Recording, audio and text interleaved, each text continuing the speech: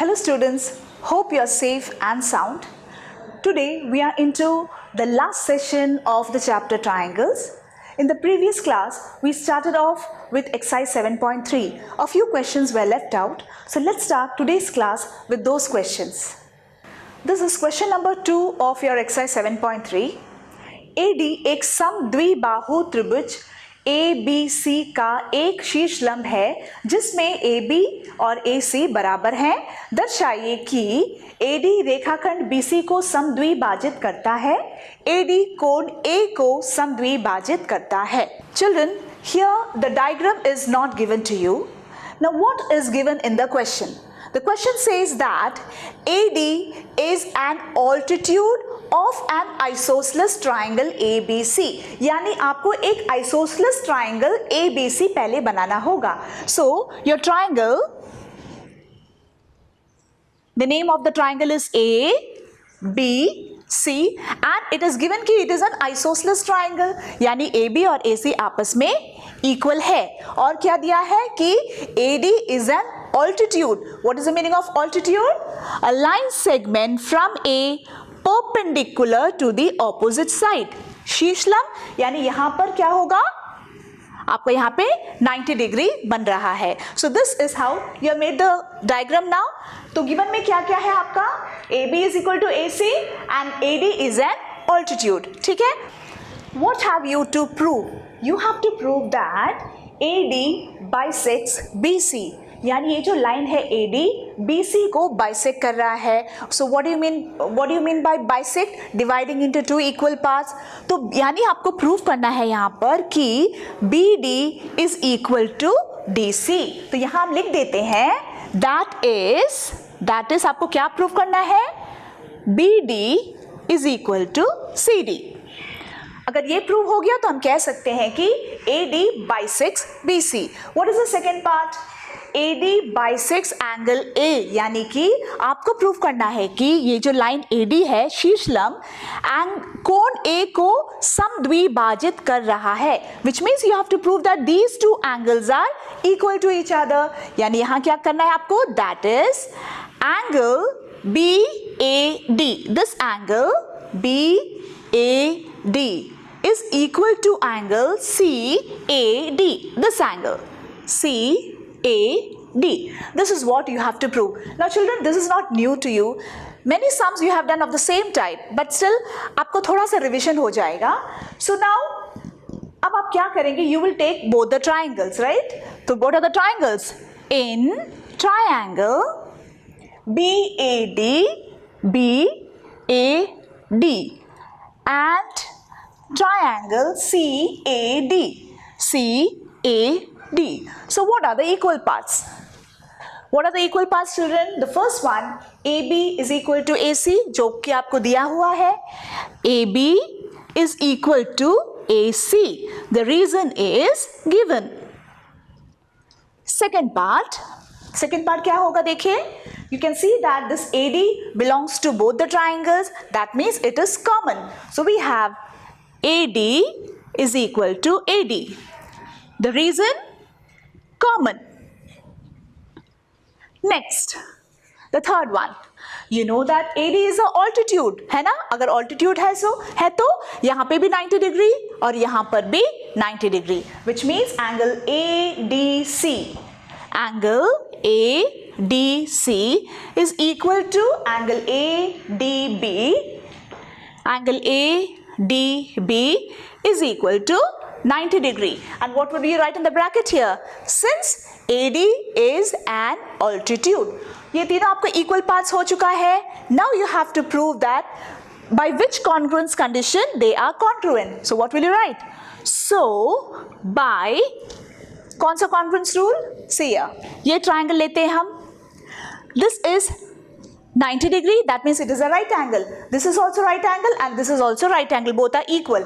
यानी आपका R equal हो गया, right angle. Just see the side which is opposite to right angle, that is this, which means this is your hypotenuse. Hypotenuse of this triangle is equal to hypotenuse of this triangle, which means H is also equal. उसके बाद कोई भी एक side, you have got that this is equal. That means R H S.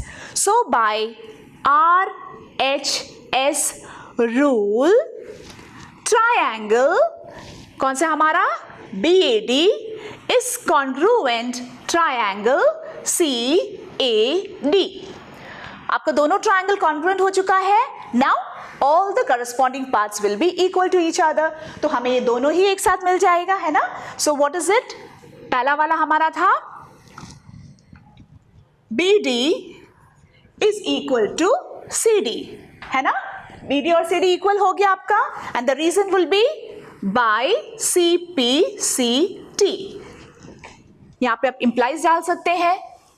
Again which implies AD bisects BC. ये हो गया आपका पहला पार्ट. अब सेकेंड पार्ट में भी हम वही करेंगे. ऑल्सो दिस टू एंगल्स भी इक्वल होगा by CPCT. BAD also angle BAD is equal to angle CAD by CPCT, है ना. और what does that mean? It means that AD bisects angle A. So our question is complete, children. I hope it is clear to you. चलिए, now let's move on to question number 3. This is question number 3, children. एक त्रिभुज ABC की दो भुजाएं AB और BC तथा माध्य का AM क्रमशः एक दूसरे त्रिभुज की भुजाओं PQ और QR तथा माध्य का PN के बराबर है.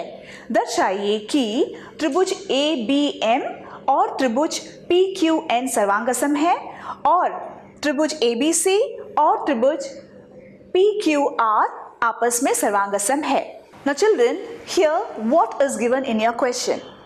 In the question it is given that the side AB, BC and the median AM are equal to PQ, QR and PN of another triangle. यानी हमें क्या मिल रहा है? We are getting AB is equal to PQ. That is one given part. Second, your BCA पूरा line is equal to ये पूरा line QR, and it's also given कि AM, it is a AM and PN both are medians and they are also equal to each other. तो ये और ये भी आपस में equal है. These things are given in your given part, given in your question. ठीक है? What you have to prove? You have to prove that triangle ABM, that is triangle ABM, this triangle is congruent to this triangle. ठीक है, तो पहले हम वो दोनों triangles ले लेते हैं. In triangle ABM and triangle PQN, ये दोनों ट्रायंगल्स में what are the three equal parts? First part, ये दोनों ट्रायंगल देखिए, यहां पर AB और PQ आपस में इक्वल है. So we'll write AB is equal to PQ. Second part, ये ट्राइंगल में ही देखिए, this is also one side, so AM is equal to PN. AM is equal to PN, and these both are given, so the reason will be given. What would be the third part? अब third part में आपको ये पूरा line दिया है, ये पूरा line के साथ इक्वल है, लेकिन आपको कितना चाहिए? आपको केवल BM चाहिए और आपको केवल QN चाहिए. हम जानते हैं कि the meaning of median is that a line segment from the vertex of a triangle to the midpoint of the opposite side. यानी कि M जो है BC का मध्य बिंदु है और NB QR का मध्य बिंदु है. और अगर ये मध्य बिंदु है तो हम कह सकते हैं कि BM और MC आपस में इक्वल है और यहाँ पर QN और NR भी आपस में इक्वल है. तो अब क्या करेंगे थर्ड पार्ट के लिए? For the third equal part, we'll write first BC. BC is equal to QR, right? Now, if BC is equal to QR, if two things are equal, their halves will also be equal. So we can write it as half of BC is equal to half of QR, है ना? And half of BC की जगह पर आप क्या लिख सकते हैं यहाँ पर, क्योंकि हम डिस्कस कर चुके हैं ये मध्य बिंदु है, ये दोनों आपस में इक्वल होगा, so we can write BM instead of half of BC, है ना? So we'll write here half of BC की जगह पर लिखेंगे BM और यहाँ पर हाफ ऑफ QR की जगह पर आप लिखेंगे QN, and this is your third equal part. So now by which congruence rule they are equal, they are congruent? यहाँ पे देखिए ये एक साइड था S, ये एक साइड है S, ये एक साइड है S, which means by S congruence rule both the triangles are congruent to each other. So what will you write? Therefore triangle ABM is congruent triangle PQN by SSS rule. Fine students, the first part is clear. Now look at the second one. Second आपका क्या है? You have to prove that triangle ABC is congruent triangle PQR. यानी ये पूरा triangle और ये पूरा triangle आपस में सर्वांगसम है, तो वो ले लेते हैं अब हम. Second part, in triangle, what is it? ABC and triangle PQR. Let's find the equal parts. The first one, देखिए अब भूल जाइए कि यहाँ पर A लाइन है और यहाँ पर A लाइन है, तो यहाँ पे आप क्लियरली देख सकते हैं AB is equal to PQ. So AB is equal to PQ. Second equal part, यहाँ देखिए ये पूरा लाइन इक्वल है QR के साथ, so we'll write it as second part BC is equal to QR. और ये दोनों आपको क्वेश्चन में दिया हुआ है, तो आप यहाँ पे रीजन में क्या लिखेंगे? Given, right? Now what is the third equal part? Third equal part देखिए बच्चों, हियर आपको ये एक साइड मिल चुका है, आपको ये एक साइड मिल चुका है. देखिए क्या हम एंगल B और एंगल Q को इक्वल बोल सकते हैं? Yes, because we have proved that these two triangles are, these small triangles are congruent to each other. That means by CPCT the corresponding parts will be equal, isn't it? So we'll write it as angle B is equal to angle Q. और reason में हम लिखेंगे by CPCT. Since कौन सा दो triangle का है? That is your triangle ABM congruent triangle PQN. You आप रीजन में लिख लीजिएगा. So now by which congruence rule they are congruent? Here S angle, this was your side, so S. This was your angle which was equal to this triangle, so A. Again this side was also equal to this, so again it is S. तो कौन सा rule? SAS.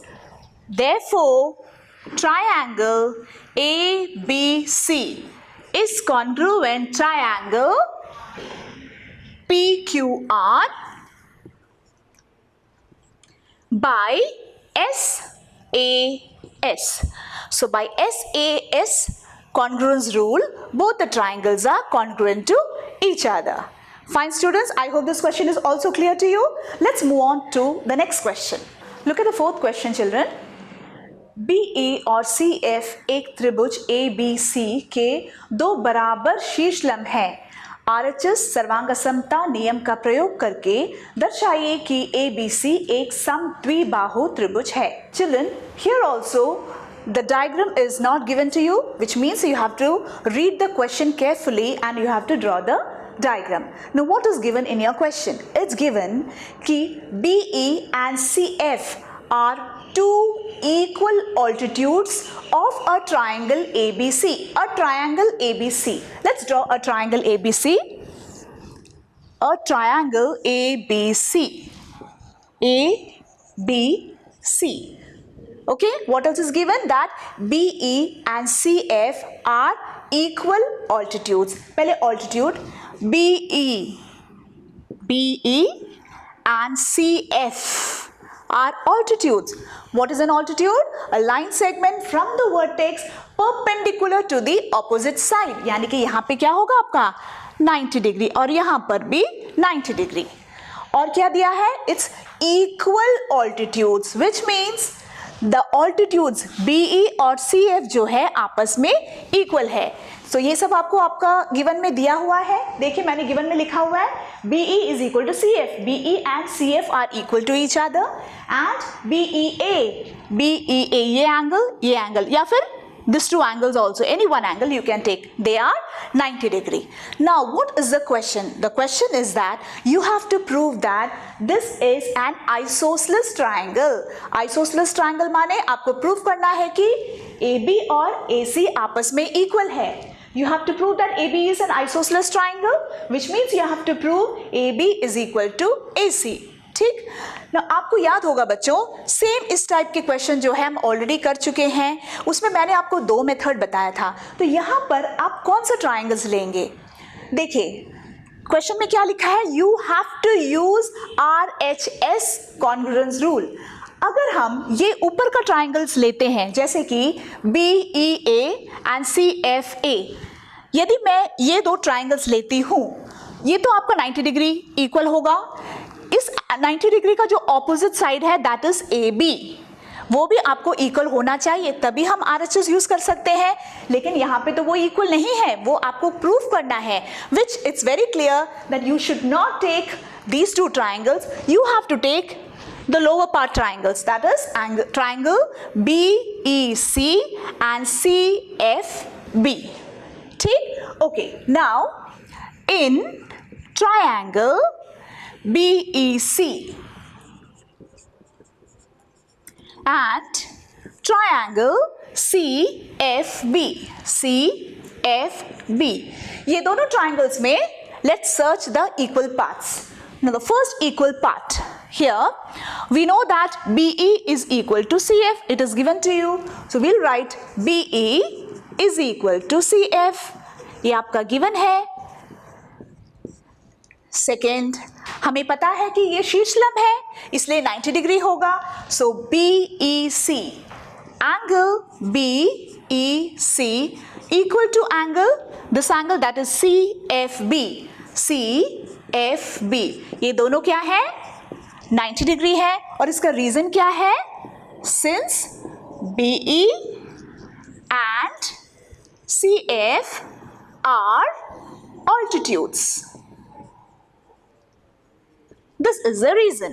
What would be the third part? Now the third part, it's very easy.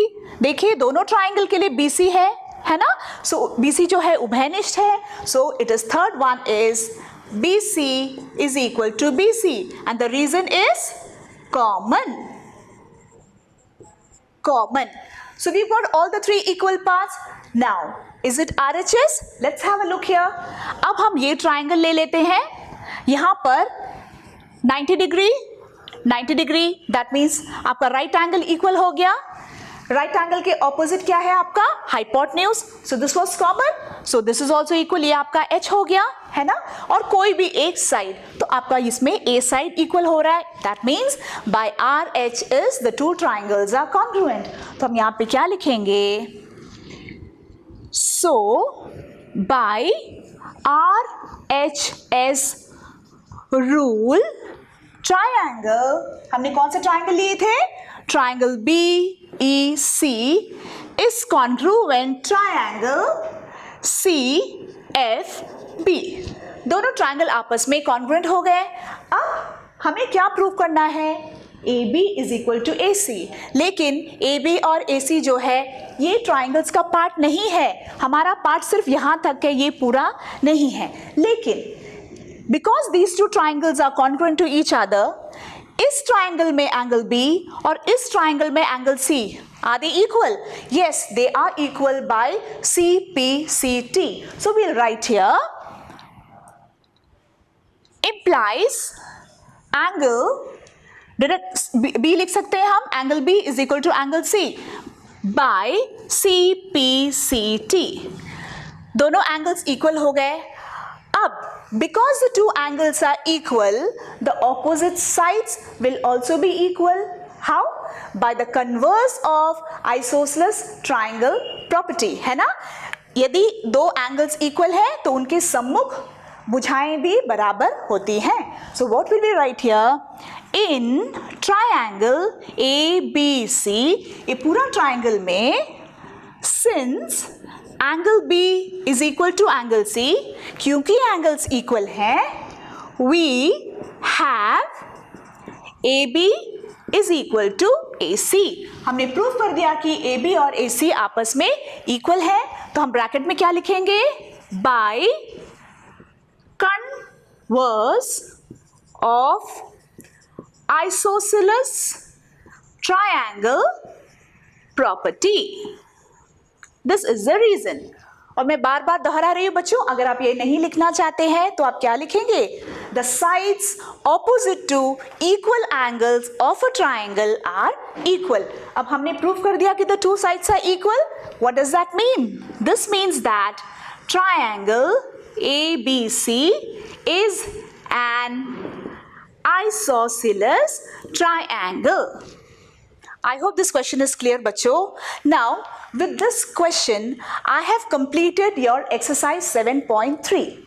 Now आगे जो आपका topic है आपके chapter में, it is inequalities of a triangle, यानी त्रिभुज की में असमिकाएं. Now this topic has been deleted from your syllabus, which means आगे का जो हमारा exercises है वो हम skip कर सकते हैं, हम उसे छोड़ सकते हैं क्योंकि वे आपके एग्जाम में नहीं आएंगे.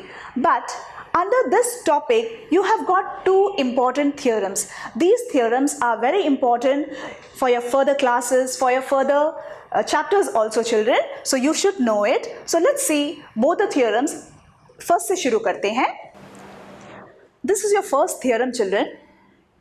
If two sides of a triangle are unequal, the angle opposite to the longer side is larger या फिर greater. प्रमेय, यदि किसी त्रिभुज की दो भुजाएं असमान हो तो लंबी भुजा के सामने का सम्मुख कोण बड़ा होता है. Now children, first of all, what is the meaning of inequality? Inequalities of a triangle. What do you mean by inequality? Inequality यानी इक्वालिटी का उल्टा, the opposite of equality, isn't it? What does that mean? यानी कि यहाँ पर कोई भी sides आपस में इक्वल नहीं है.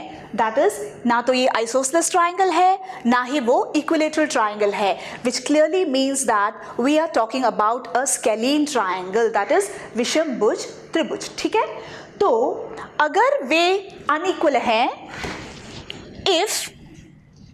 if all the three sides are of different measures, any one side will be the longest, isn't it? And any one will be the shortest. So what does our theorem say? Our theorem says that if two sides of a triangle are unequal, they are not equal to each other, the angle opposite to the longer side is greater. यानी कि यहाँ पे यदि AC अगर सबसे लंबी भुजा है तो उसका जो सम्मुख कोण है वो भी सबसे बड़ा होगा. Now if AC is the longest side, then the angle which is opposite to this side will be the greatest. So if AB जो है longest, not AB, AC अगर longest side है तो उसका ऑपोजिट एंगल कौन सा है? B. तो हमारा then B is the angle, B is the greatest angle. ठीक उसी तरह शॉर्टेस्ट भी, जो साइड सबसे छोटा होता है उसका जो ऑपोजिट एंगल है वो भी सबसे छोटा होगा. तो if AB is the shortest side, तो देन, तो इसका ऑपोजिट कौन सा है? AB अगर सबसे छोटा है उसका ऑपोजिट एंगल क्या है? C. Then C will be the shortest angle. This is a theorem. So what will be the converse of this theorem?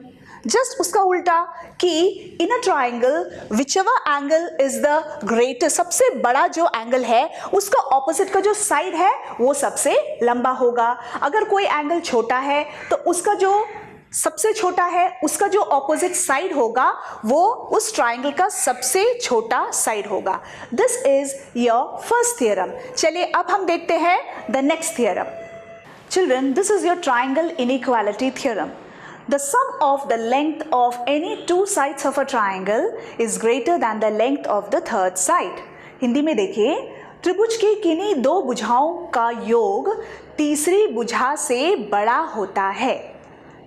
Now children, this theorem is also called as triangle inequality property.